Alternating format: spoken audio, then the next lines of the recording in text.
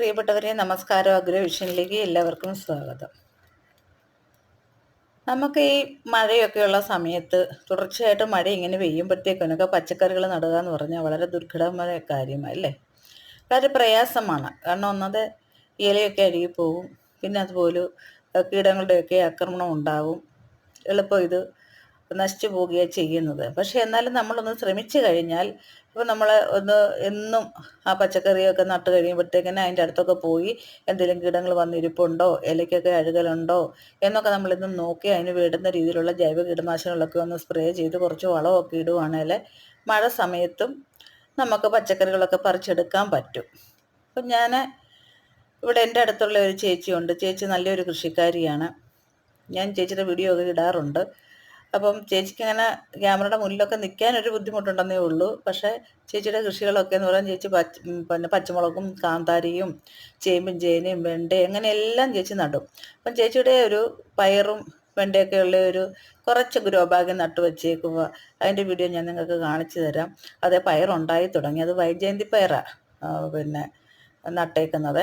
അപ്പോൾ അതിന് വലിയ കീടബാധ ഉണ്ടാകത്തില്ല. നമ്മളെപ്പോഴും ഒരു കാര്യം ശ്രദ്ധിക്കണം. നമ്മൾ പയർ നടുമ്പം ഇതുപോലത്തെ വൈജയന്തി പയർ, ചുമലപ്പയർ അതുകൂടെ ഇടകലർത്ത് നട്ട് കഴിഞ്ഞാൽ കീടത്തിൻ്റെ ആക്രമണം കുറയും. ഈ വൈജയന്തി എന്ന് പറയുമ്പോൾ അതിന് രോഗപ്രതിരോധ ശേഷി കൂടുതലുള്ള പയറാണ്.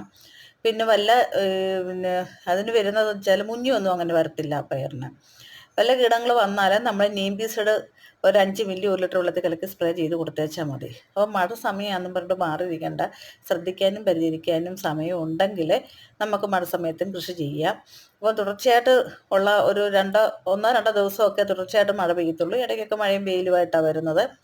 അപ്പോൾ നമുക്ക് ചെയ്യാൻ പറ്റുന്ന ആൾക്കാരുണ്ടെങ്കിൽ ചെയ്യണം. എന്നാൽ വെള്ളത്തിലൊക്കെ നടന്ന് കൃഷി ചെയ്യാതെ ഗ്രോ ബാഗിലോ ചട്ടിയിലോ ഒക്കെ വെള്ളമില്ലാത്ത സ്ഥലത്തൊക്കെ മാറ്റി വെച്ച് കൃഷി ചെയ്യാൻ പറ്റുമെങ്കിൽ ചെയ്യുക. അപ്പം ഞാൻ അതിൻ്റെ വീഡിയോ ഒക്കെ നിങ്ങൾക്ക് കാണിച്ചു തരാം. എൻ്റെ അടുത്ത വീട്ടിലെ ചേച്ചിയുടെ അടുക്കള വശത്ത് കുറച്ച് ഗ്രോ ബാഗിൽ നട്ടിരിക്കുന്ന പയറൊക്കെയാണ്. പയറും വെണ്ടയും ഒക്കെയുണ്ട് അവിടെ. അപ്പം നമുക്കും അങ്ങനെയൊക്കെ നട്ടെടുക്കാം. വെള്ളമൊന്നും ഇല്ലാത്ത സ്ഥലത്തൊക്കെ ഗ്രോ ബാഗിലും ഒക്കെ വെച്ച് നട്ട് കൊടുത്തു കഴിഞ്ഞാൽ നമുക്ക് നമ്മുടെ അടുക്കള ആവശ്യത്തിനുള്ള എല്ലാം പറിച്ചെടുക്കാൻ പറ്റും. നിങ്ങൾ അങ്ങനെയൊക്കെ ഒന്ന് ശ്രദ്ധിക്കുക. അപ്പോൾ നമ്മുടെ പയർ നടുമ്പോൾ നമ്മൾ വൈജയന്തി പയറും സാദാ പയറും കൂടെ കൂട്ടിക്കലർത്തി നട്ട് കഴിഞ്ഞാൽ കേടുണ്ടാകത്തില്ല. മുഞ്ഞയുടെ ആക്രമണമൊന്നും ഉണ്ടാകത്തില്ല. പയർ നന്നായിട്ടുണ്ടാകുകയും നമുക്ക് പറിച്ചെടുക്കാൻ പറ്റുകയും ചെയ്യും. ഇതിപ്പം പയർ കായ്ക്കാൻ തുടങ്ങിയതേ ഉള്ളൂ.